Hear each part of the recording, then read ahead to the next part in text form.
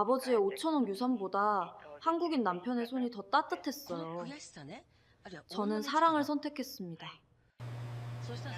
차가운 물에 손이 다 터도 괜찮아요. 이 거친 손이야말로 제 삶의 훈장이니까요. 한국정이 저를 다시 피아니스트로 만들었어요.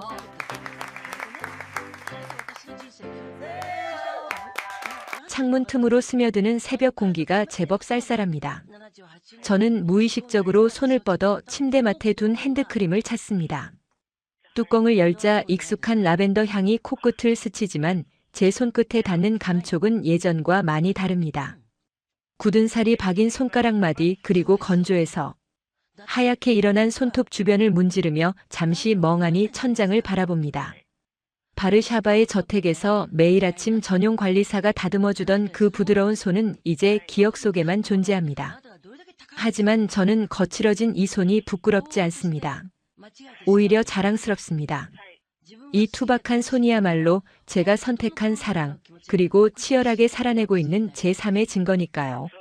남편 상철 씨가 잠결에 뒤척이며 제 쪽으로 팔을 뻗습니다. 그의 묵직한 팔베개에 머리를 누이며 다시 눈을 감았다 뜹니다. 알람이 울리기 전 이 고요한 시간만이 오롯이 저 자신과 마주할 수 있는 유일한 순간입니다. 본 영상은 스토리를 재구성한 이야기입니다. 여러분의 구독과 좋아요, 진심 어린 댓글이 영상 제작에 정말 큰 힘이 됩니다. 시청하고 계신 지역은 어디신지 댓글 남겨주세요. 제 이름은 엘레나입니다. 쇼팽의 심장이 잠든 곳, 폴란드의 바르샤바가 제 고향입니다. 저희 집안은 할아버지 때부터 대대로 무역업을 하며 막대한 부를 쌓았습니다. 바르샤바 외곽에 위치한 저희 본가는 숲처럼 우거진 정원에 둘러싸인 3층짜리 대저택이었습니다. 아침이면 가정부 아주머니가 갓 구운 빵과 신선한 치즈를 식탁에 차려주었고 저는 눈을 뜨자마자 그랜드 피아노가 놓인 응접실로 내려가 건반을 두드리곤 했습니다. 부모님은 제가 세계적인 피아니스트가 되기를 원하셨습니다. 최고급 레슨, 명품 드레스, 그리고 사교계 파티. 제 인생은 마치 잘 조율된 피아노처럼 한치의 오차도 없이 화려하게 연주되고 있었습니다. 돈이라는 건 공기처럼 당연히 존재하는 것이었고 저는 단 한 번도 무언가를 가지기 위해 간절해 본 적이 없었습니다.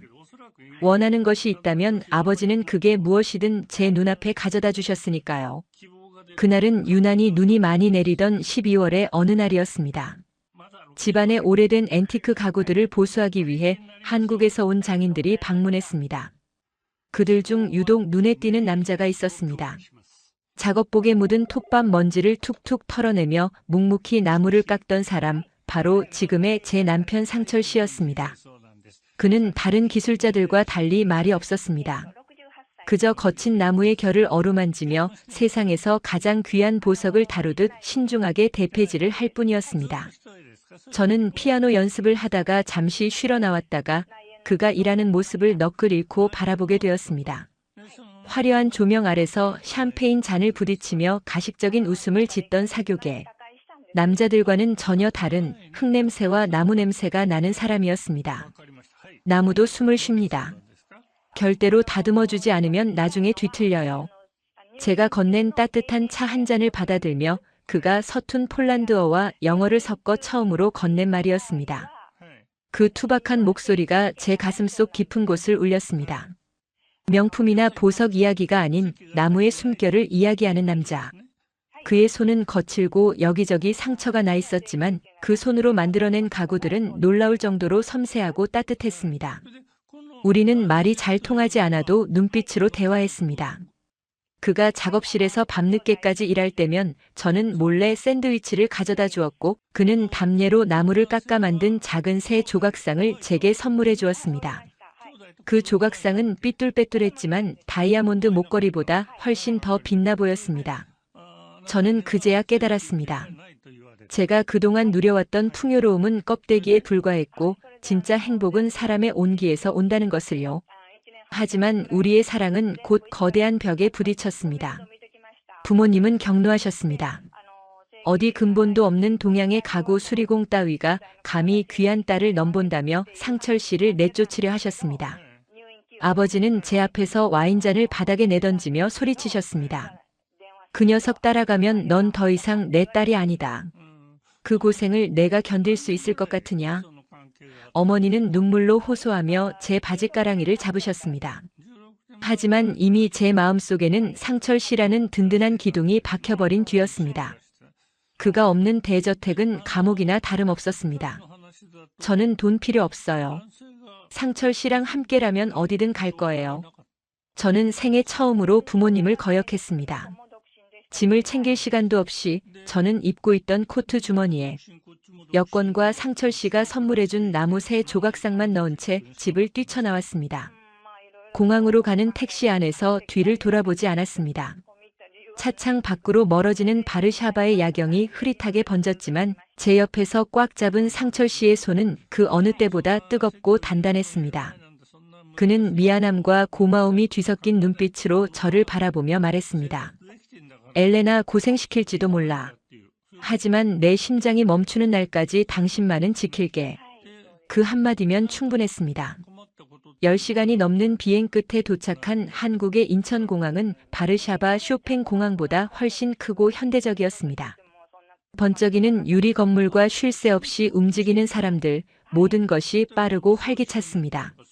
하지만 공항을 빠져나와 상철 씨가 사는 동네로 들어설수록 풍경은 조금씩 달라졌습니다. 높은 빌딩 숲을 지나 좁은 골목길이 미로처럼 얽힌 주택가. 그곳이 우리의 신혼집이 있는 곳이었습니다. 상철 씨가 마련한 집은 4층짜리 신축 빌라의 3층이었습니다. 현관문을 열고 들어선 순간 저는 저도 모르게 숨을 들이켰습니다. 한국의 집은 깨끗하고 모든 것이 잘 정돈되어 있었지만 솔직히 말해서 너무나 작았습니다. 바르샤바 제 방의 드레스룸만 한 크기의 거실, 두 사람이 서면 꽉 차는 주방, 그리고 침대 하나를 놓으면 문이 겨우 열리는 안방. 이것이 집의 전부였습니다. 미안해, 엘레나. 내가 모은 돈으로는 여기가 최선이었어. 그래도 햇빛은 잘 들어와. 상철 씨가 짐 가방을 내려놓으며 어색하게 웃었습니다. 저는 얼른 표정을 관리하며 고개를 저었습니다. 아니에요, 상철 씨. 아늑하고 좋아요. 우리 둘이 살기 딱 좋은걸요. 거짓말은 아니었습니다. 작지만 새하얀 벽지와 밝은 조명, 그리고 상철 씨가 미리 준비해둔 귀여운 슬리퍼 한 쌍이 우리를 반겨주었으니까요. 하지만 생활은 생각보다 훨씬 더 낯설었습니다. 가장 큰 문제는 공간의 축소에서 오는 불편함이었습니다. 예전 집에서는 화장실이 침실마다 하나씩 있었지만 여기서는 거실에 있는 작은 화장실 하나를 같이 써야 했습니다. 샤워를 하고 나면 습기가 가득 차서 거울이 뿌옇게 흐려졌고 환풍기 소리는 윙윙거리며 귓가를 때렸습니다. 아침마다 누가 먼저 씻을지 눈치를 봐야 했고 빨래를 넣을 공간이 부족해 거실 한가운데 건조대를 펼쳐놓아야 했습니다. 밥을 먹을 때도 식탁이 좁아 반찬 그릇들이 서로 어깨를 맞대고 있었습니다. 게다가 한국의 생활 속도는 정말 빨랐습니다. 바르샤바에서는 느긋하게 홍차를 마시며 오후를 보냈지만 이곳에서는 모든 것이 빨리빨리 돌아갔습니다. 엘리베이터 문이 닫히는 속도, 마트 계산원의 손놀림, 심지어 사람들이 걷는 속도까지. 저는 그 속도에 현기증을 느꼈습니다. 대중교통을 이용하는 것도 큰 모험이었습니다. 상철 씨는 출근할 때 지하철을 타는데 저도 한번 따라가 보았다가 기겁을 했습니다. 출근 시간의 지하철은 그야말로 지옥철이었습니다. 사람들과 몸이 밀착된 채 짐짝처럼 실려가면서 저는 전용 기사가 운전해주던 리무진의 뒷좌석이 사무치게 그리웠습니다. 발이 밟히고 가방끈에 어깨가 쓸려도 누구 하나 사과하지 않는 삭막한 풍경. 창밖으로 스쳐 지나가는 한강의 풍경은 아름다웠지만 유리창에 비친 제 모습은 잔뜩 겁에 질린 이방인이었습니다. 집안일도 온전히 제 몫이었습니다. 평생 손에 물 한 방울 묻히지 않고 살았던 제가 이곳에서는 청소기를 돌리고 걸레질을 하고 쌀을 씻어야 했습니다.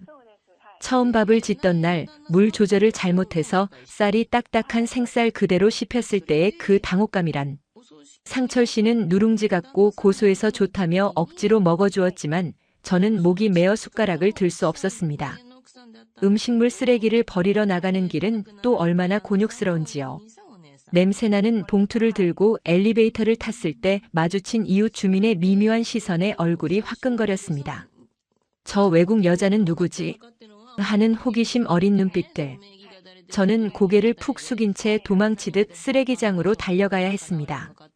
어느 날 오후 상철 씨가 출근하고 텅 빈 집에 혼자 남아 빨래를 개고 있을 때였습니다. 갑자기 초인종 소리가 요란하게 울렸습니다. 누구세요? 인터폰 화면을 보니 파마머리를 한 중년 여성이 큼지막한 보따리를 들고 서 있었습니다. 바로 시어머니였습니다. 상철 씨에게 말로만 듣던 시어머니와의 첫 대면. 저는 당황해서 허둥지둥 옷매무새를 다듬고 문을 열었습니다. 아이고, 우리 며느리. 집에 있었나? 시어머니는 신발을 벗기도 전에 성큼성큼 들어오시더니 저를 와락 껴안으셨습니다. 폴란드에서는 낯선 사람과 포옹할 때 가볍게 볼을 맞대는 정도였는데 시어머니의 포옹은 뼈가 으스러질 정도로 강력했습니다. 당황해서 어정쩡하게 서 있는 제 등짝을 퍽 소리가 나게 두드리시며 어머니가 웃으셨습니다. 타양살이 하느라 고생이 많지? 밥은 챙겨 먹고 있나? 얼굴이 반쪽이네, 반쪽이야. 어머니는 가져오신 보따리를 거실 바닥에 풀기 시작하셨습니다. 보따리 안에서는 붉은색 플라스틱 통들이 마트료시카 인형처럼 끝도 없이 나왔습니다. 이건 배추김치, 이건 파김치, 이건 멸치볶음. 그리고 이건 우리 상철이가 제일 좋아하는 갈비찜이다. 아직 따뜻할 때 먹어야 해. 순식간에 좁은 거실에 음식 냄새가 가득 찼습니다. 맵고 짠 젓갈 냄새와 달큰한 고기 냄새가 뒤섞인 한국 특유의 냄새였습니다. 바르샤바의 집에서는 맡아본 적 없는 강렬한 향기에 코끝이 찡했습니다. 어머니는 부엌으로 들어가시더니 밥솥을 확인하고는 혀를 차셨습니다. 아이고, 밥도 안 해놓고 굶고 있었어? 내가 얼른 차려줄게. 앉아 있어라. 저는 안절부절 못하며 어머니 곁을 서성거렸습니다. 어머니, 제가 할게요. 괜찮아요. 서툰 한국어로 말려보았지만 어머니의 엉덩이에 밀려나고 말았습니다. 좁은 주방에서 어머니는 마법사처럼 순식간에 뚝딱뚝딱 상을 차려내셨습니다. 김이 모락모락 나는 하얀 쌀밥 위에 큼지막한 갈비를 찢어 올려주시는 어머니의 손. 그 손은 상철 씨의 손처럼 거칠고 마디가 굵었습니다. 자, 해봐라. 어머니가 숟가락을 제 입가에 들이미셨습니다. 저는 엉겁결에 입을 벌렸습니다. 짭조름하고 달콤한 양념이 밴 부드러운 고기 맛이 입안 가득 퍼졌습니다. 그 순간 이상하게도 눈물이 핑 돌았습니다. 맛이 있어서가 아니었습니다. 낯선 땅, 낯선 집에서 처음으로 느껴보는 무조건적인 호의와 따뜻함 때문이었습니다. 친정어머니는 항상 식사 예절을 강조하며 차갑게 저를 가르치셨지만 시어머니는 그저 제가 배부르게 먹는 것만을 바라보셨습니다. 맛있나? 많이 먹어라. 한국 사람은 밥심으로 사는 거야. 우리 아들 믿고 이 먼 데까지 왔는데 내가 너를 딸처럼 생각하고 잘해줄게. 힘들면 언제든지 엄마한테 전화해. 알았지? 엄마라는 단어가 가슴에 콕 박혔습니다. 어머니는 제 손을 잡고 거친 손바닥으로 제 손등을 쓸어주셨습니다. 그 투박한 손길에서 전해지는 온기가 차갑게 얼어있던 제 마음을 녹여주었습니다. 명품 가방이나 보석 선물은 아니었지만 그 어떤 선물보다 값진 정이라는 것이었습니다. 좁은 빌라, 불편한 화장실, 낯선 시선들. 그 모든 불편함을 덮어버릴 만큼 뜨거운 한국의 정이 제 마음속으로 들어왔습니다. 어머니가 돌아가시고 난 뒤 저는 냉장고를 가득 채운 반찬통들을 바라보며 한참을 서 있었습니다. 냉장고 문을 열 때마다 쏟아져 나오는 김치 냄새가 이제는 싫지 않았습니다. 오히려 그 냄새가 저를 지켜주는 보호막처럼 느껴졌습니다. 저녁에 퇴근한 상철 씨가 식탁 위에 차려진 진수성찬을 보고 깜짝 놀라며 물었습니다. 엄마 다녀가셨어? 어휴, 오지 말라고 했는데 기어이. 상철 씨는 미안한 표정으로 제 눈치를 살폈습니다. 혹시나 제가 시어머니의 방문을 불편해했을까봐 걱정하는 눈치였습니다. 저는 고개를 저으며 웃었습니다. 아니에요, 상철 씨. 어머니가 밥 차려주셨어요. 정말 맛있었어요. 상철 씨가 안도의 한숨을 내쉬며 저를 꼭 안아주었습니다. 그의 작업복에서는 여전히 나무 냄새가 났고 시어머니의 반찬에서는 사람 냄새가 났습니다. 저는 상철 씨의 품에 얼굴을 묻으며 생각했습니다. 비록 화려한 샹들리에는 없지만 이곳에는 우리를 비춰주는 따뜻한 형광등 불빛이 있다고. 비록 넓은 정원은 없지만 우리에겐 마음을 나눌 수 있는 작은 식탁이 있다고. 하지만 현실의 벽은 생각보다 높고 견고했습니다. 낭만만으로 살아가기엔 한국이라는 사회는 너무나 치열했습니다. 상철 씨의 월급은 성실하게 일한 만큼 들어왔지만 매달 나가는 월세와 관리비, 생활비를 감당하고 나면 남는 것이 거의 없었습니다. 바르샤바에서는 가격표를 보지 않고 물건을 샀던 제가 이제는 마트에서 두부 한 모를 살 때도 100원, 200원 차이에 고민하는 주부가 되어 있었습니다. 어느 날 저녁 가계부를 정리하던 저는 한숨을 내쉬었습니다. 이번 달 전기요금과 가스요금이 생각보다 많이 나왔습니다. 겨울이라 난방을 조금 틀었을 뿐인데 고지서에 찍힌 숫자는 야속하기만 했습니다. 상철 씨 몰래 비상금으로 가져온 달러도 거의 바닥을 보이고 있었습니다. 제 화장대 위에는 다 써가는 영양 크림통만 덩그러니 놓여 있었습니다. 백화점 1층에서 향긋한 냄새를 풍기며 진열되어 있던 그 크림을 다시 살 수 있을 날이 올까요? 거울 속에 비친 제 얼굴은 왠지 모르게 푸석해 보였습니다. 그때 상철 씨가 조심스러운 목소리로 말을 꺼냈습니다. 엘레나, 이번 달에 현장이 좀 줄어서 월급이 조금 늦게 들어올 것 같아. 미안해. 상철 씨는 죄인처럼 고개를 숙이고 있었습니다. 그 당당하던 어깨가 축 처져 있는 모습을 보니 가슴이 아팠습니다. 그는 가장으로서 저를 풍족하게 해주지 못한다는 사실에 늘 괴로워하고 있었습니다. 저는 얼른 웃으며 그의 손을 잡았습니다. 괜찮아요, 상철 씨. 우리 아껴 쓰면 돼요. 저 김치찌개 잘 끓이잖아요, 이제. 그거 하나면 밥 2그릇도 먹을 수 있어요. 일부러 명랑하게 말했지만 제 마음 한구석에는 불안감이 스멀스멀 피어올랐습니다. 아껴 쓴다는 말. 평생 써본 적 없는 그 말이 제 입에서 나오는 것이 낯설었습니다. 사랑만 있으면 모든 것을 이겨낼 수 있다고 믿었지만 텅 빈 통장 잔고 앞에서는 사랑도 잠시 숨을 죽여야 했습니다. 다음 날 저는 큰 결심을 하고 집을 나섰습니다. 집에만 있으면서 남편만 바라볼 수는 없었습니다. 저도 무언가 해야 했습니다. 하지만 한국어도 서툰 외국인인 제가 할 수 있는 일은 많지 않았습니다. 편의점 아르바이트 모집 공고를 보고 용기를 내어 문을 열고 들어갔지만 점장님은 제 얼굴을 보자마자 난색을 표했습니다. 한국말 잘해요? 계산할 수 있겠어요? 우리 가게는 바빠서. 점장님의 말끝 흐림은 명백한 거절이었습니다. 저는 얼굴이 붉어진 채 죄송하다는 말만 남기고 도망치듯 나왔습니다. 거리에 찬바람이 쌩하고 불었습니다. 코트깃을 여미며 걷는데 쇼윈도 유리에 비친 제 모습이 보였습니다. 폴란드에서 가져온 코트는 여전히 고급스러워 보였지만 그 속에 있는 저는 한없이 작고 초라해 보였습니다. 피아노 건반 위를 날아다니던 손가락이 이제는 갈 곳을 잃고 주머니 속에서 꼼지락거렸습니다. 그때였습니다. 어디선가 익숙한 피아노 선율이 들려왔습니다. 쇼팽의 녹턴 2번. 제가 가장 좋아하고 수천 번도 더 연주했던 곡이었습니다. 홀린 듯이 소리가 나는 곳으로 발걸음을 옮겼습니다. 낡은 상가 건물 2층 행복 피아노 학원이라는 간판이 보였습니다. 창문 너머로 서툰 솜씨로 피아노를 치고 있는 아이의 모습이 보였습니다.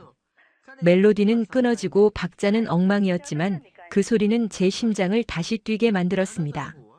저는 계단을 올라 학원 문 앞에 섰습니다. 문고리를 잡으려던 손이 망설임으로 떨렸습니다. 내가 과연 할 수 있을까? 한국어도 못하는데 누가 나에게 피아노를 배우려고 할까? 하지만 다시 돌아가면 좁은 빌라의 정막만이 저를 기다리고 있을 뿐이었습니다. 심호흡을 크게 한 번 하고 저는 문을 열었습니다. 어서 오세요. 상담하러 오셨나요? 원장 선생님으로 보이는 분이 밝은 미소로 저를 맞이했습니다. 저는 더듬거리는 한국어로 하지만 또렷한 눈빛으로 말했습니다. 저 피아노 가르칠 수 있어요. 폴란드에서 왔어요. 쇼팽. 잘 알아요.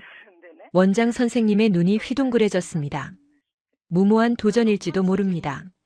하지만 저는 더 이상 온실 속의 화초가 아니었습니다. 사랑하는 남편과 이 낯선 땅에서 뿌리내리기 위해 저는 다시 건반 앞에 앉아야 했습니다. 그것이 제가 선택한 삶에 대한 예의이자 제 사랑을 지키는 방법이니까요. 테스트를 위해 피아노 앞에 앉았습니다. 건반 위에 손을 올리는 순간 차가웠던 손끝에 다시 피가 돌기 시작했습니다. 숨을 들이마시고 첫 음을 누르는 순간 좁고 낡은 학원 연습실이 순식간에 바르샤바의 콘서트홀로 변하는 듯 했습니다. 제 손가락은 기억하고 있었습니다. 그 화려했던 시절의 감각을, 그리고 지금 이 절박한 현실의 무게를 담아 건반을 누르기 시작했습니다. 선율은 예전보다 더 깊고 진한 슬픔과 희망을 노래하고 있었습니다. 이것은 제 새로운 인생의 서곡이었습니다. 건반에서 손을 떼었지만 제 손끝에는 여전히 미세한 진동이 남아 있었습니다. 마지막 화음이 낡은 연습실의 공기 중에 퍼져나가며 먼지들과 함께 부유했습니다. 잠시 숨조차 쉴 수 없는 정적이 흘렀습니다. 저는 떨리는 가슴을 진정시키며 천천히 고개를 돌려 원장 선생님을 바라보았습니다.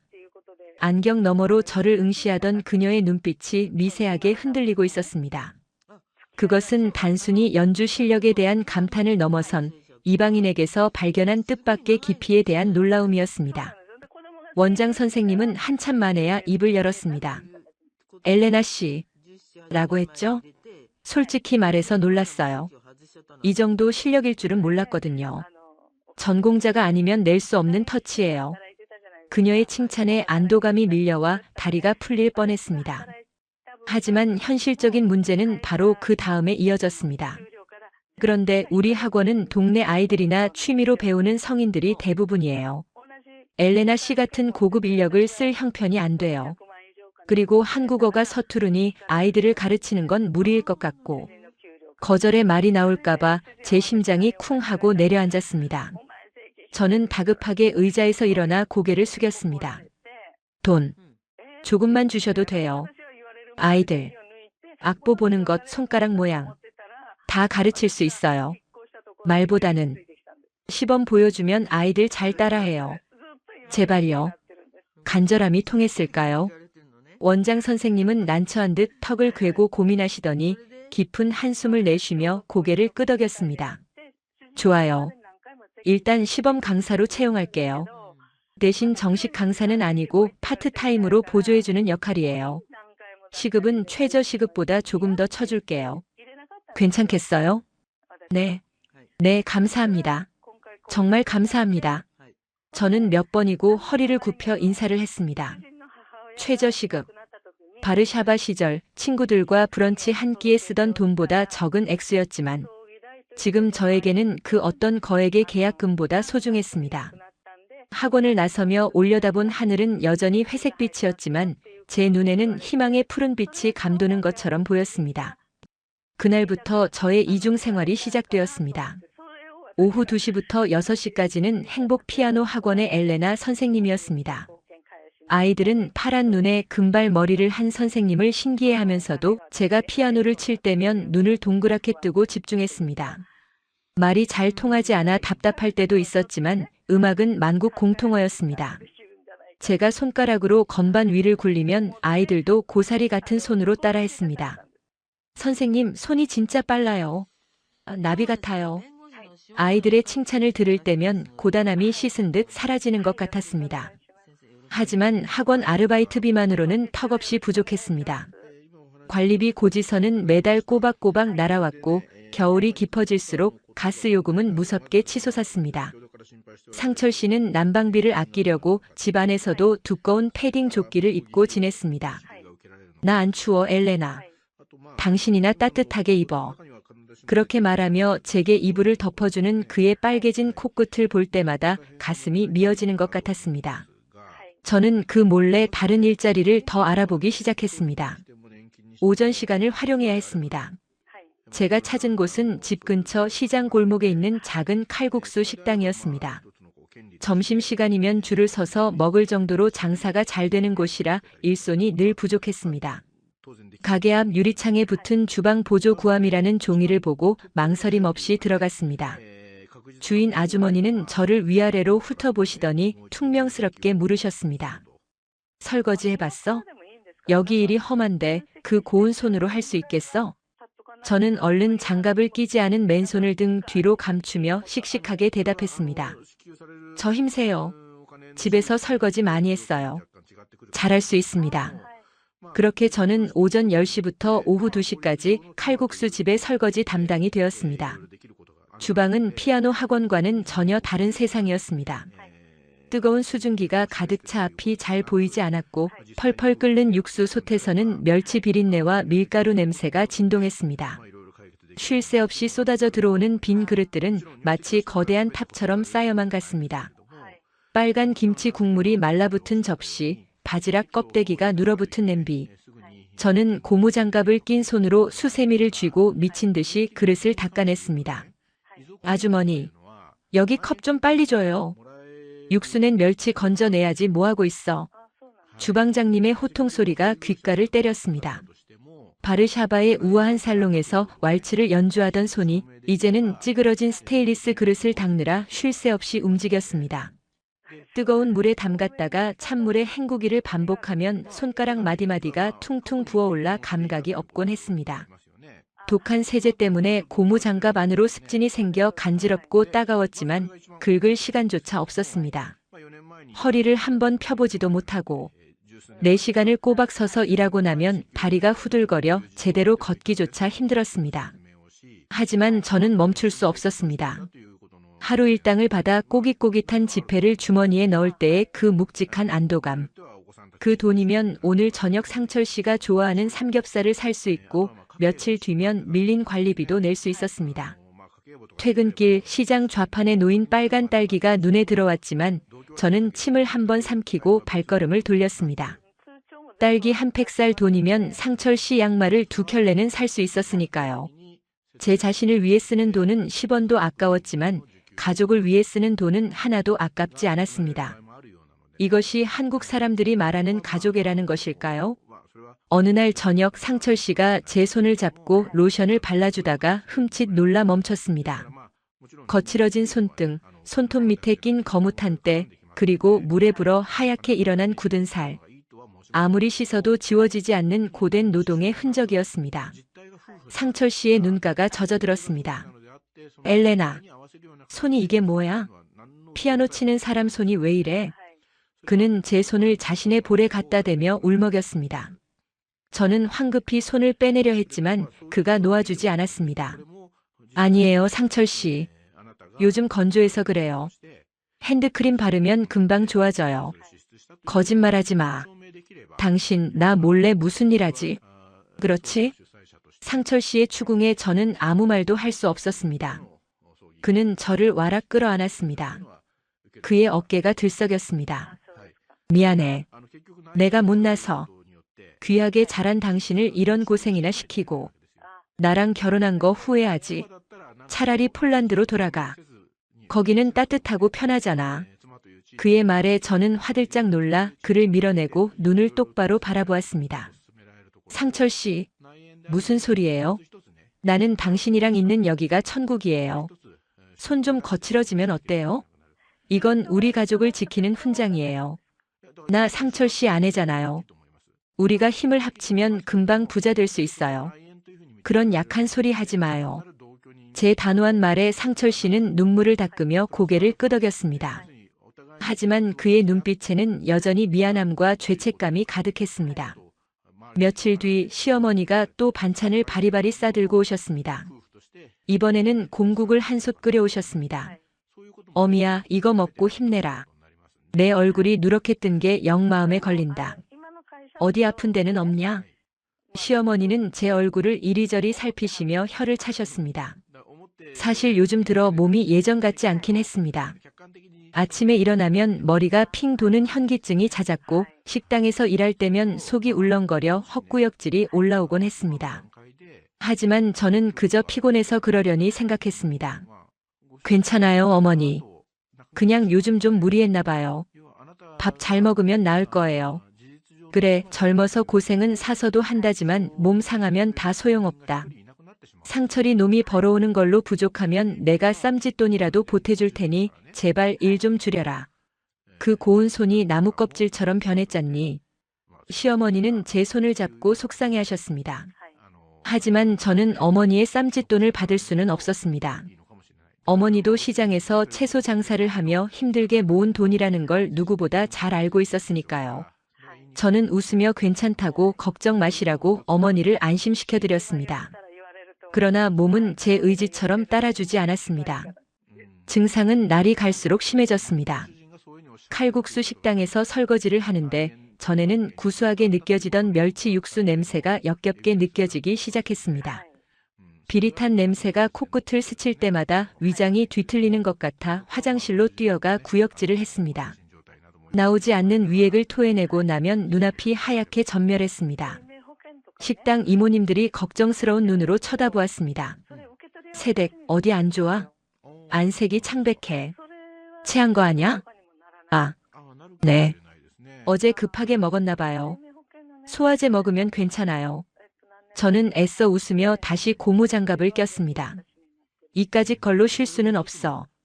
오늘 일당이면 전기장판을 살 수 있어.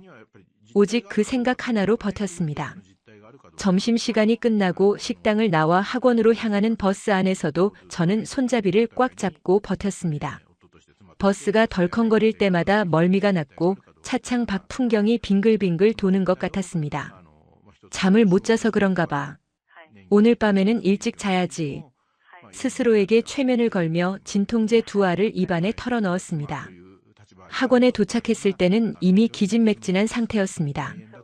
하지만 아이들의 맑은 눈망울을 보자 정신이 번쩍 들었습니다. 선생님, 오늘은 쇼팽 쳐주세요. 아이들이 피아노 주위로 몰려들었습니다. 저는 심호흡을 하고 피아노 의자에 앉았습니다. 손가락을 건반 위에 올렸습니다. 그런데 이상했습니다. 건반이 물결치듯 일렁거려 보였습니다. 흰 건반과 검은 건반의 경계가 흐릿해지더니 나중에는 아예 하나로 뭉개져 보였습니다. 눈을 비비고 다시 보았지만 시야는 점점 좁아져만 갔습니다. 마치 터널 속에 들어와 있는 것처럼 주변의 소리가 웅웅거리며 멀게 들렸습니다. 선생님, 왜 안 치세요? 아이의 목소리가 아득하게 들려왔습니다. 쳐야 해. 쳐야 하는데. 손가락에 힘이 들어가지 않았습니다. 머릿속에서는 윙 하는 이명 소리가 들려왔고 등줄기에서는 식은땀이 비 오듯 쏟아졌습니다. 숨이 가빠왔습니다. 공기가 부족한 것 같아 네카라를 풀어 헤치고 싶었지만 손이 말을 듣지 않았습니다. 순간 극심한 메스꺼움이 뱃속 깊은 곳에서부터 치밀어 올랐습니다. 저는 입을 틀어막고 자리에서 일어났습니다. 하지만 다리에 힘이 풀려 그대로 비틀거렸습니다. 피아노 건반을 짚으며 중심을 잡으려 했지만 콰광 마이너스 하는 불협화음 소리만 요란하게 울려 퍼졌습니다. 선생님, 어머 선생님 왜 그러세요? 아이들의 비명소리와 원장 선생님의 다급한 외침이 들렸지만 제 귀에는 물속에서 듣는 것처럼 먹먹하게만 들렸습니다. 세상이 흑백 영화처럼 색을 잃어가고 있었습니다. 천장의 형광등 불빛이 날카로운 화살처럼 눈에 박혀 들어왔습니다. 저는 그 빛을 피하기 위해 눈을 감았습니다. 바닥이 저를 향해 솟아오르는 것 같았습니다. 쓰러지는 순간 제 머릿속을 스친 것은 상철 씨의 얼굴이었습니다. 오늘 아침 출근하면서 저녁에 맛있는 거 먹자며 환하게 웃어주던 그 얼굴. 그리고 고향 바르샤바에 눈 덮인 정원. 아, 어머니가 끓여주시던 따뜻한 수프가 먹고 싶다. 너무 춥다. 한국의 겨울은 왜 이리도 추운 걸까요? 차라리 꿈이었으면 좋겠습니다. 눈을 뜨면 다시 폭신한 침대 위였으면 좋겠습니다. 하지만 차가운 학원 바닥의 냉기가 뺨에 닿는 순간 이것이 피할 수 없는 현실임을 뼈저리게 느꼈습니다. 의식이 멀어지는 와중에도 저는 본능적으로 배를 감싸 안았습니다. 왜 그랬는지는 저도 모릅니다. 그저 그래야만 할 것 같은 강렬한 본능이었습니다. 누군가 제 몸을 흔드는 것 같았지만 저는 더 이상 몸을 움직일 수 없었습니다. 칠흑 같은 어둠이 저를 완전히 집어삼켰습니다. 눈꺼풀이 천근만근 무거웠습니다. 마치 물먹은 솜니부를 온몸에 휘감고 깊은 늪으로 가라앉는 듯한 나른함 속에서 가장 먼저 제 감각을 깨운 것은 코를 찌르는 알싸한 소독약 냄새였습니다. 바르샤바의 낡은 도서관에서 맡았던 오래된 종이 냄새나 우리 집 정원의 라일락. 향기와는 전혀 다른 차갑고 인위적인 그 냄새가 비강을 타고 뇌까지 파고들었습니다. 귓가에서는 규칙적인 기계음이 들려왔습니다. 삐삐삐. 그 소리는 마치 메트로놈처럼 정확한 박자로 제 심장 박동을 대신하고 있는 것 같았습니다. 천천히, 아주 천천히 눈을 떴습니다. 흐릿한 시야 너머로 하얀색 천장이 보였고 눈부신 형광등 불빛이 날카로운 바늘처럼 동공을 찔러와 저도 모르게 미간을 찌푸렸습니다. 입안이 바싹 말라 혀가 입천장에 달라붙는 느낌이 들었습니다. 목구멍에서 쇳소리 같은 신음이 새어나왔습니다. 엘레나, 정신이 들어? 익숙한 목소리였습니다. 하지만 평소에 다정하고 씩씩하던 톤이 아니었습니다. 물기에 젖어 갈라지고 떨리는 공포와 안도감이 뒤섞인 목소리. 고개를 옆으로 돌리자 상철 씨의 얼굴이 시야에 들어왔습니다. 그의 눈은 며칠 밤을 새운 사람처럼 붉게 충혈되어 있었고 눈가에는 아직 마르지 않은 눈물 자국이 번들거리고 있었습니다.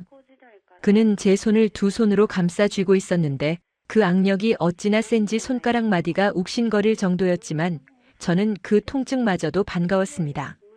그것은 제가 살아있다는 증거이자 그가 제 곁에 있다는 확실한 신호였으니까요. 상철 씨, 여기가 어디예요? 학원은? 아이들은? 지금 그게 중요해? 당신 쓰러졌어. 학원 원장님이 119 불러서 응급실로 온 거야. 내가 얼마나 놀랐는지 알아? 심장이 멈추는 줄 알았다고. 상철 씨가 제 손등에 얼굴을 묻으며 흐느꼈습니다.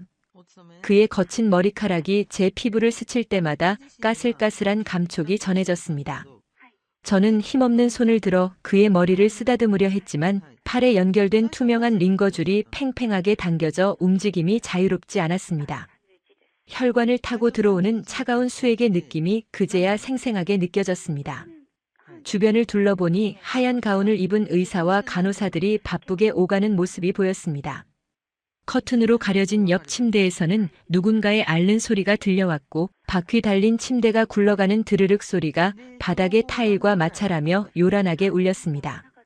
그때 커튼이 젖혀지며 인상 좋은 중년의 의사 선생님이 차트를 들고 다가왔습니다. 은퇴 안경 너머로 보이는 눈빛이 매우 진지하면서도 따뜻했습니다. 상철 씨는 벌떡 일어나 의사 선생님을 바라보았습니다. 마치 죄인이 판결을 기다리는 듯한 긴장된 모습이었습니다. 의사 선생님은 차트를 한번 내려다보고는 저와 상철 씨를 번갈아 보며 입을 열었습니다. 환자분 깨어나셨네요. 몸은 좀 어떠십니까? 어지러운 건 좀 가라앉았나요? 네, 조금요. 선생님, 저 어디가 많이 안 좋은가요? 혹시 큰 병이라도? 불길한 예감이 스쳤습니다. 만약 내가 아프면 돈은 어떡하지? 병원비는? 상철 씨 혼자 그 짐을 다 짊어져야 하는데 겁이 덜컥 났습니다. 하지만 의사 선생님의 입에서 나온 말은 제 예상을 완전히 빗나간 것이었습니다. 축하합니다. 임신 8주입니다. 순간 병실의 모든 소음이 진공 상태처럼 사라졌습니다. B- 하던 기계음도 간호사들의 발자국 소리도 상철 씨의 거친 숨소리도 들리지 않았습니다. 오직 임신이라는 두 글자만이 메아리처럼 귓가에 맴돌았습니다. 네? 임신이요? 상철 씨가 멍한 표정으로 되물었습니다. 의사 선생님은 빙그레 웃으며 모니터 화면을 가리켰습니다. 여기 보이시죠? 아기집이 아주 튼튼하게 자리 잡았습니다. 심장 소리도 우렁차고요. 그런데 산모님이 영양 상태가 좋지 않고 과로가 심해서 쓰러지신 겁니다. 초기에는 절대 안정이 필요한데 몸을 너무 혹사하셨어요. 자칫하면 유산할 뻔했습니다. 유산. 그 무서운 단어에 상철 씨의 얼굴이 사색이 되었습니다. 그는 털썩 주저앉으며 제 손을 다시 잡았습니다. 이번에는 꽉 잡는 것이 아니라 행여나 부서질까봐 조심스럽게 어루만지는 손길이었습니다.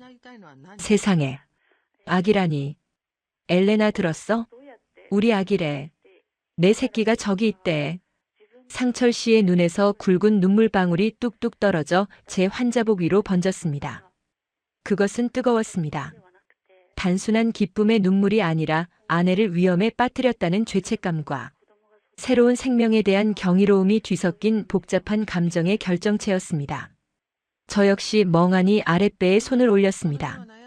납작하고 아무런 느낌도 없는 이 뱃속에 저와 상철 씨를 닮은 생명이 숨쉬고 있다니. 바르샤바를 떠날 때 부모님과 의절하며 포기했던 가족이라는 울타리가 이제 이 낯선 땅에서 진짜로 완성되려 하고 있었습니다. 그때 병실 문이 쾅 하고 열리더니 시어머니가 헐레벌떡 들어오셨습니다. 신발 뒤축을 다 구겨 신은 채 머리는 헝클어져 있었고 옷에는 흙먼지가 그대로 묻어 있었습니다. 아마 밭에서 일하시다가 연락을 받고 급하게 뛰어오신 모양이었습니다. 아이고 내 새끼. 엘레나야. 이게 무슨 일이냐? 시어머니는 저를 보자마자 대성통곡을 하시며 침대맡에 엎드리셨습니다. 거친 흙냄새와 땀냄새가 훅 끼쳐왔지만 그 냄새가 그렇게 구수하고 따뜻할 수 없었습니다. 엄마, 엘레나 임신이래. 8주래. 상철 씨의 말에 시어머니의 통곡 소리가 뚝 그쳤습니다. 시어머니는 눈을 동그랗게 뜨고 저와 상철 씨를 번갈아 보시더니 이내 제 손을 잡고 자신의 볼에 비비며 다시 울음을 터뜨리셨습니다. 아이고 세상에. 부처님, 하느님 감사합니다. 내가 미쳤지, 내가 미쳤어. 혼몸도 아닌 며느리를 그 고생을 시키고. 내가 죄인이다. 며느라, 미안하다. 정말 미안해. 밥도 제대로 못 먹이고 일을 시켰으니 내가 시어머니 자격도 없다. 어머니는 제 손등을 눈물로 적시며 가슴을 치셨습니다. 저는 몸을 일으켜 어머니를 안아드렸습니다. 어머니의 등은 작고 구부정했지만 그 품에서 느껴지는 온기는 용광로처럼 뜨거웠습니다. 어머니 아니에요. 저 정말 괜찮아요. 저도 몰랐는걸요. 이제 알았으니까. 조심하면 돼요. 의사 선생님은 흐뭇한 표정으로 저희 가족을 바라보다가 덧붙였습니다. 다행히 태아는 아주 건강합니다. 한국은 산모 지원 시스템이 아주 잘 되어 있어요. 보건소에 등록하시면 엽산제랑 철분제도 무료로 드리고 국민행복카드를 발급받으시면 진료비도 나라에서 지원해 줍니다. 출산 후에도 산후도우미 지원이며 각종 혜택이 많으니까 돈 걱정 너무 하지 마시고 지금은 무조건 잘 먹고 푹 쉬는 것만 생각하세요. 국민행복카드, 진료비 지원. 바르샤바에서는 병원에 갈 때마다 비싼 사립병원비에 놀라곤 했는데 한국이라는 나라는 가난한 신혼부부에게도 아이를 낳을 수 있는 희망을 주고 있었습니다. 의사 선생님의 설명에 상철 씨와 시어머니의 표정이 한결 밝아졌습니다. 간호사 선생님이 가져다준 따뜻한 죽 한 그릇을 시어머니가 호호 불어가며 제 입에 넣어주셨습니다. 죽의 온기가 식도를 타고 내려가 위장을 따뜻하게 데워주었고 뱃속의 아이도 그 온기를 느끼는지 왠지 모를 몽글몽글한 기분이 들었습니다. 퇴원 후 제 삶은 180도 달라졌습니다. 시어머니의 불호령으로 식당 일은 당장 그만두어야 했고 피아노 학원도 잠시 쉬게 되었습니다. 상철 씨는 집에 오자마자 저를 침대에 눕히고는 손가락 하나 까딱하지 못하게 했습니다. 물 마시고 싶으면 말만 해. 화장실 갈 때도 나 불러. 업고 갈 테니까. 상철 씨의 과잉 보호가 부담스러우면서도 싫지 않았습니다. 좁은 빌라였지만 그 안은 사랑으로 꽉 차 있었습니다. 시어머니는 매일같이 오셔서 잉어곰탕이니 호박즙이니 몸에 좋다는 것은 다 해다 나르셨습니다. 덕분에 제 볼에는 살이 조금씩 오르기 시작했고 거칠었던 손도 다시 예전처럼 부드러워져 갔습니다. 하지만 천성이 활동적인 저는 하루 종일 집에만 누워있는 것이 고역이었습니다. 창밖으로 사람들이 바쁘게 지나가는 모습을 볼 때면 저만 세상에서 도태되는 것 같은 불안감이 엄습했습니다.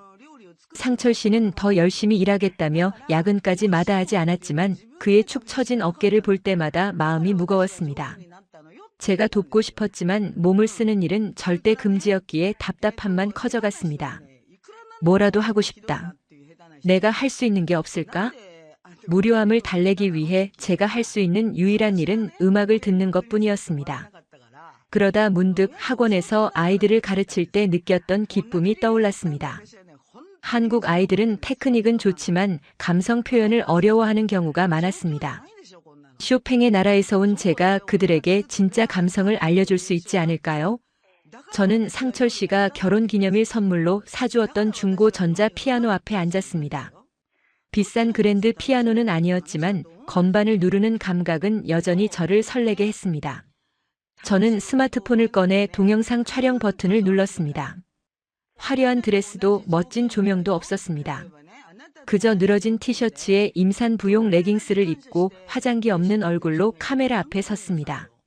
안녕하세요. 저는 폴란드에서 온 엘레나입니다. 오늘은 제 뱃속의 아기를 위해 쇼팽의 녹턴을 연주해 보려고 해요. 한국의 예비 엄마들과 이 평화로움을 나누고 싶어요. 서툰 한국어로 인사를 건네고 건반 위에 손을 올렸습니다. 눈을 감자 바르샤바의 숲 냄새가 나는 듯 했습니다. 지금 이 순간만큼은 가난한 이주 여성 엘레나가 아니라 음악을 사랑하는 피아니스트 엘레나였습니다. 제 손가락은 건반 위를 부드럽게 미끄러지며 선율을 자아냈습니다. 기교를 부리지 않고 최대한 담백하고 따뜻하게 뱃속의 아이에게 들려주는 자장가처럼, 그리고 고단한 하루를 보낸 남편에게 보내는 위로처럼 연주했습니다.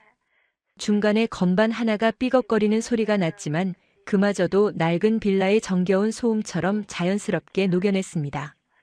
영상을 편집할 줄도 몰라 통으로 찍은 그대로 유튜브에 올렸습니다. 채널 이름은 엘레나의 서울 일기. 기대는 하지 않았습니다. 그저 누군가 한 명이라도 제 연주를 듣고 위로받길 바라는 마음뿐이었습니다. 영상을 올리고 나서 저는 다시 침대에 누워 잠이 들었습니다. 다음 날 아침 눈을 뜨자마자 습관처럼 스마트폰을 확인했습니다. 그리고 저는 제 눈을 의심해야 했습니다. 알림창이 쉴 새 없이 깜빡이고 있었습니다. 조회수 15만 회, 댓글 2,300개. 이 감성 뭐죠? 전자 피아노인데 웬만한 콘서트홀 연주보다 울림이 있어요. 임산부인데 듣다가 펑펑 울었어요. 태교 음악으로 최고네요. 폴란드 분이신가요?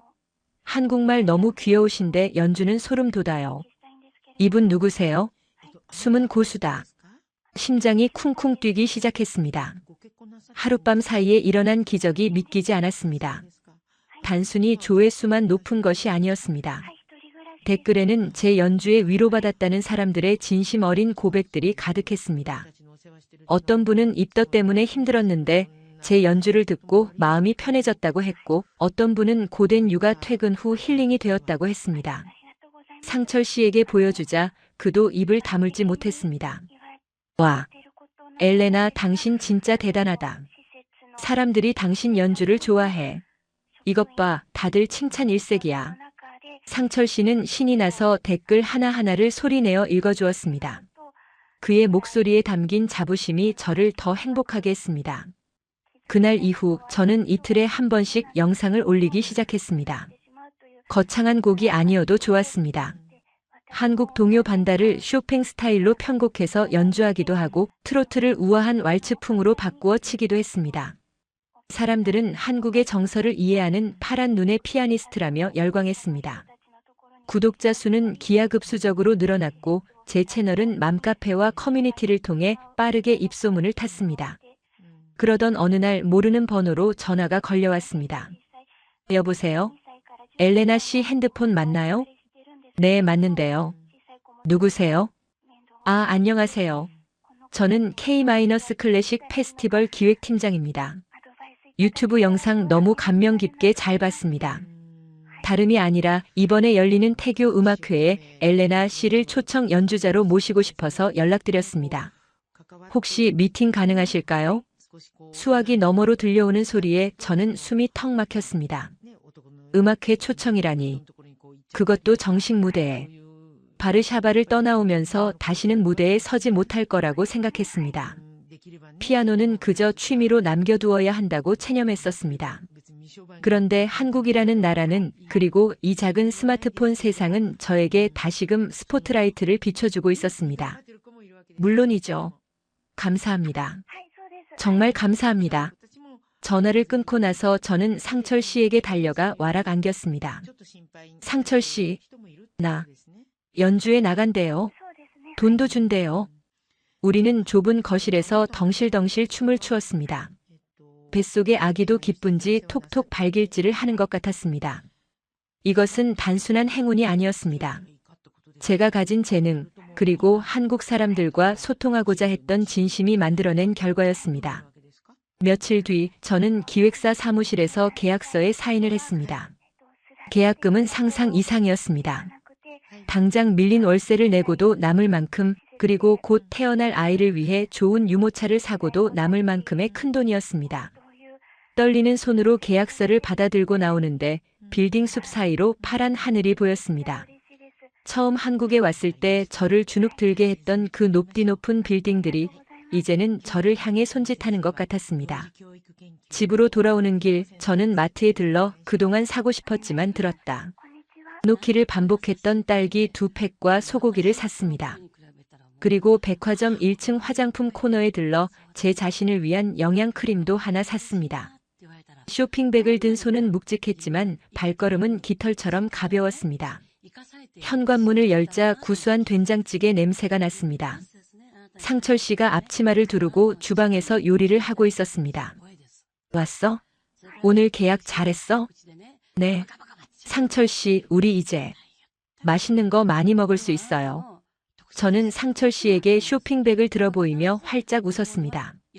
상철 씨가 저를 꼭 안아주었습니다. 그의 품에서 맡은 된장찌개 냄새가 그 어떤 명품 향수보다 향긋하게 느껴졌습니다. 식탁 위에 딸기를 씻어 올리고 지글지글 고기를 굽는 소리가 좁은 집안을 가득 채웠습니다. 행복이란 멀리 있는 파랑새가 아니었습니다. 바로 이 식탁 위, 보글거리는 찌개 뚝배기 안에, 그리고 마주보고 웃는 남편의 눈동자 속에 있었습니다. 그리고 이제 제 손끝에서 피어나는 음악이 우리 가족의 미래를 밝혀줄 등불이 될 것입니다. 저녁 식사를 마치고 저는 다시 피아노 앞에 앉았습니다. 이번에는 구독자들의 신청곡인 아리랑을 연주할 차례였습니다. 한국인의 한과 정서가 담긴 곡. 저는 건반 위에 손을 올리고 잠시 숨을 골랐습니다. 제 인생의 가장 극적인 변주곡이 이제 막 시작되려 하고 있었습니다. 건반 하나를 꾹 누르는 순간 맑고 영롱한 소리가 공기 중으로 퍼져나갔습니다. 그것은 희망의 소리였습니다. 무대 위의 조명이 제 얼굴을 하얗게 비췄습니다. 눈앞이 아득해질 정도로 강렬한 빛이었지만 저는 더 이상 두렵지 않았습니다. 수백 명의 관객들이 숨죽여 저를 바라보고 있는 이 고요함, 그리고 제 손끝이 건반에 닿기 직전의 팽팽한 긴장감. 바르샤바의 콩쿠르 대회장에 섰을 때 느꼈던 압박감과는 전혀 다른 종류의 설렘이었습니다. 뱃속의 쌍둥이들도 엄마의 떨림을 감지했는지 톡톡 하고 작은 신호를 보내왔습니다. 저는 깊게 숨을 들이마셨습니다. 폐부 깊숙이 들어오는 공기에서 묵직한 나무 냄새와 객석의 은은한 향수 냄새가 섞여 느껴졌습니다. 첫 음을 누르는 순간 영롱한 피아노 선율이 콘서트홀의 높은 천장을 타고 흘러내렸습니다. 아리랑의 구슬픈 가락에 쇼팽의 서정적인 화성을 입힌 저만의 연주곡. 그것은 이방인으로서 겪었던 외로움과 한국에서 느낀 따뜻한 정, 그리고 엄마가 되는 벅찬 기쁨을 모두 담아낸 곡이었습니다. 연주가 클라이맥스로 치달으며 격정적으로 건반을 두드릴 때 저는 객석 맨 앞줄에 앉아있는 상철 씨와 눈이 마주쳤습니다. 턱시도를 어색하게 차려입은 그는 두 손을 모은 채 기도하듯 저를 바라보고 있었습니다. 그의 눈가에 맺힌 눈물이 조명을 받아 보석처럼 반짝였습니다. 그 옆에는 한복을 곱게 차려입으신 시어머니가 손수건으로 연신 눈가를 훔치고 계셨습니다. 저의 가장 든든한 1호 팬이자 저를 지켜주는 울타리 같은 사람들. 마지막 화음이 웅장하게 울려 퍼지고 제가 손을 떼자 객석에서는 우레와 같은 함성이 터져 나왔습니다. 기립박수였습니다. 여기저기서 브라보, 엘레나 최고! 라는 외침이 들려왔습니다. 저는 자리에서 일어나 뱃속의 아이들이 놀라지 않게 조심스럽게 허리를 숙여 인사했습니다. 쏟아지는 박수 갈채 속에서 저는 비로소 깨달았습니다. 이곳이 바로 내가 뿌리 내려야 할 나의 땅, 나의 무대라는 것을요. 그날의 공연은 제 인생의 변곡점이 되었습니다. 유튜브 채널 구독자 수는 하룻밤 사이에 폭발적으로 늘어났고 각종 방송국과 행사 섭외 전화가 빗발쳤습니다. 폴란드에서 온 피아니스트 며느리라는 타이틀은 사람들의 호기심을 자극하기 충분했고 제 진심이 담긴 연주와 소박한 일상은 많은 이들에게 감동을 주었습니다. 통장 잔고는 믿기 힘들 정도로 불어났습니다. 처음으로 정산을 받던 날 상철 씨와 저는 은행 앱에 찍힌 숫자를 보고 한참 동안 말을 잇지 못했습니다. 0의 개수가 하나, 둘, 셋. 우리가 그토록 아끼고 아껴도 모으기 힘들었던 금액이 단 한 번의 정산으로 들어와 있었습니다. 상철 씨는 떨리는 손으로 제 어깨를 감싸주었습니다. 엘레나, 이게 꿈은 아니겠지? 우리 이제 빚 다 갚을 수 있어. 당신 먹고 싶은 거, 사고 싶은 거 고민 안 하고 다 사줄 수 있다고. 우리는 서로를 부둥켜 안고 엉엉 울었습니다. 기쁨의 눈물이었지만 그 속에는 지난날의 서름이 녹아 있었습니다. 마트에서 두부 한 모값을 아끼려 들었다 놨다 했던 기억, 버스비가 아까워 찬 바람을 맞으며 몇 정거장을 걸어 다녔던 기억들이 주마등처럼 스쳐 지나갔습니다. 우리는 그 돈으로 가장 먼저 시어머니의 낡은 냉장고를 바꿔드렸습니다. 그리고 우리 부부를 위한 중고차 한 대를 샀습니다. 비록 새 차는 아니었지만 가죽 시트에서 나는 묵은 냄새조차 향기롭게 느껴졌습니다. 이제 더 이상 만원 지하철에서 사람들에게 치이며 배를 보호하려 애쓸 필요가 없다는 사실만으로도 세상을 다 가진 기분이었습니다. 계절이 바뀌어 벚꽃이 흩날리던 4월의 어느 날 예정일보다 조금 일찍 진통이 찾아왔습니다. 새벽녘 배를 쥐어짜는 듯한 고통에 잠에서 깼습니다. 상철 씨, 아기 나올 것 같아요. 제 신음소리에 상철 씨는 용수철처럼 튀어 일어나 허둥지둥 옷을 챙겨 입었습니다. 어떡해. 병원 가자. 그가 너무 당황해서 바지를 거꾸로 입으려는 모습을 보며 아픈 와중에도 헛웃음이 나왔습니다. 차를 타고 병원으로 가는 길 상철 씨는 제 손을 꼭 잡고 계속해서 미안해, 조금만 참아, 다 왔어라고 중얼거렸습니다. 그의 손바닥에서 배어나오는 축축한 땀이 저를 안심시켜 주었습니다. 분만실의 하얀 조명 아래서 겪은 산고는 상상 이상이었습니다. 뼈마디가 벌어지는 듯한 고통에 비명이 절로 나왔습니다. 하지만 의료진들은 침착하고 친절하게 저를 이끌어 주었습니다. 산모님 잘하고 있어요.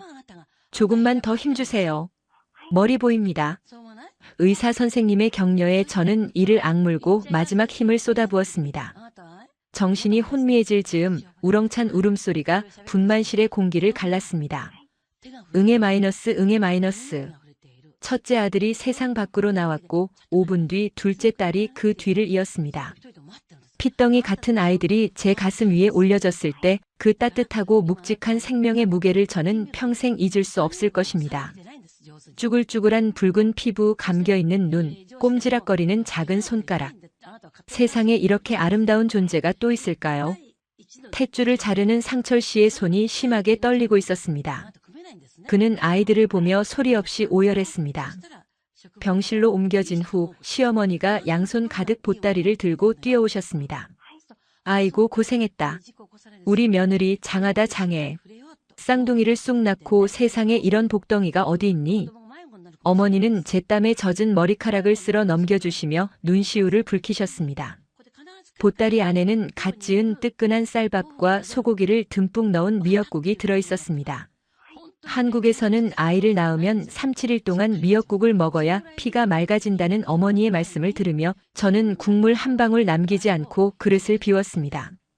짭조름하고 구수한 미역국 맛은 바로 어머니의 사랑 그 자체였습니다. 조리원에 있는 동안에도 어머니는 매일같이 면회를 오셔서 아이들을 유리창 너머로 하염없이 바라보셨습니다. 내 강아지들, 눈은 어미 닮아서 파랗고 코는 아비 닮아서 오똑하네. 어머니의 행복한 중얼거림이 자장가처럼 들려왔습니다.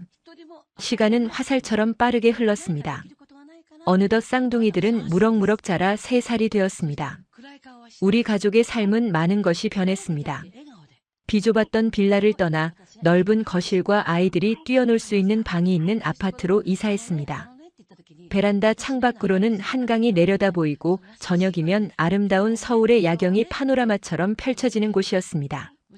어느 주말 오후 저는 거실 소파에 앉아 창밖을 바라보고 있었습니다. 상철 씨는 거실 한가운데서 아이들을 등에 태우고 이랴이랴. 하며 말놀이를 하고 있었고 아이들의 까르르 넘어가는 웃음소리가 집안을 가득 채웠습니다. 평화롭고 완벽한 오후였습니다. 문득 바르샤바에서 가져왔던 낡은 가죽 가방이 눈에 들어왔습니다. 이사 오면서 버릴까 하다가 추억이라 남겨두었던 그 가방. 저는 홀린 듯 가방을 열어보았습니다. 그 안에는 처음 한국에 올 때 입었던 코트와 상철 씨가 선물해줬던 투박한 나무새 조각상이 들어있었습니다. 저는 조각상을 꺼내 손에 쥐었습니다. 거칠었던 나무 표면은 세월의 흔적과 손때가 묻어 반질반질해져 있었습니다. 그때 상철 씨가 아이들을 재우고 제 곁으로 다가와 앉았습니다. 뭐 보고 있어? 아, 이거. 상철 씨가 조각상을 보며 쑥스러운 듯 웃었습니다. 기억나요?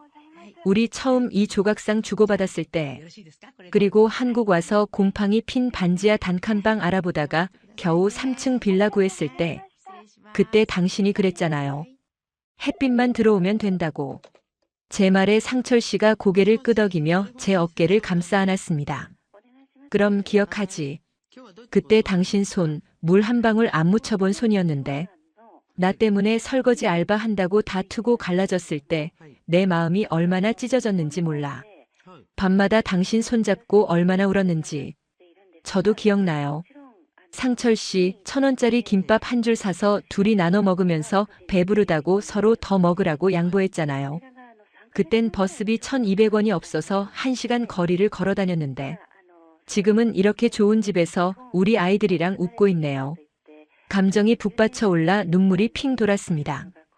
그 시절의 가난은 춥고 배고팠지만 우리 두 사람을 하나로 단단하게 묶어주는 접착제였습니다. 서로의 체온으로 추위를 견디고 서로의 믿음으로 불안을 이겨냈던 그 시간들이 있었기에 지금의 풍요로움이 더욱 값지게 느껴졌습니다. 엘레나 고마워. 부잣집 딸로 편하게 살 수 있었는데 가진 것 없는 나 하나 믿고 이 먼 타국까지 와줘서. 그리고 이렇게 훌륭한 엄마가 되어줘서. 당신은 내 인생 최고의 행운이야. 상철 씨가 제 이마에 따뜻하게 입을 맞췄습니다. 저는 그의 품에 얼굴을 묻으며 대답했습니다. 아니에요. 제가 더 고마워요. 돈보다 사랑이, 명예보다 가족의 따뜻한 밥 한 끼가 더 소중하다는 걸 알려준 건 상철 씨랑 어머니예요. 저는 지금 세상에서 제일 부자예요. 우리는 이제 받은 사랑을 나누며 살기로 했습니다. 유튜브 수익금의 일부를 모아 다문화 가정센터에 정기적으로 기부를 시작했고 주말이면 저는 형편이 어려운 아이들을 위해 무료 피아노 레슨을 열었습니다. 서툰 한국어지만 음악으로 소통하며 아이들의 꿈을 키워주는 일은 제게 또 다른 삶의 의미를 부여해 주었습니다. 상철 씨 역시 쉬는 날이면 독거노인분들을 위해 낡은 가구를 고쳐주는 봉사활동을 나갔습니다. 나무도 다듬으면 새 것처럼 되는데 사람 마음이라고 다르겠어? 라며 웃는 그의 모습에서 저는 처음 반했던 그날의 순수함을 다시금 발견하곤 합니다. 오늘도 저는 피아노 앞에 앉습니다. 이제는 혼자가 아닙니다. 제 양옆에는 고사리 같은 손으로 건반을 뚱땅거리는 쌍둥이들이 있고 뒤에는 흐뭇한 표정으로 커피를 마시는 남편과 과일을 깎고 계신 시어머니가 계십니다. 창밖으로 보이는 서울의 불빛들이 마치 밤하늘의 별처럼 반짝입니다.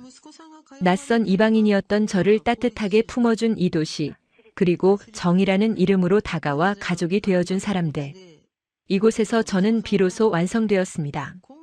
피아니스트 엘레나 상철 씨의 아내, 쌍둥이의 엄마 그리고 자랑스러운 한국의 며느리로서 말입니다. 제 연주가 여러분의 삶에도 작은 위로와 희망이 되기를 바랍니다. 사랑이 있다면 그 어떤 겨울도 춥지 않다는 것을 믿으세요. 긴 이야기 들어주셔서 감사합니다. 구독과 좋아요, 그리고 정성 어린 댓글은 저에게 큰 축복입니다. 구독자님들의 앞날에 꽃길만 펼쳐지기를 기원합니다.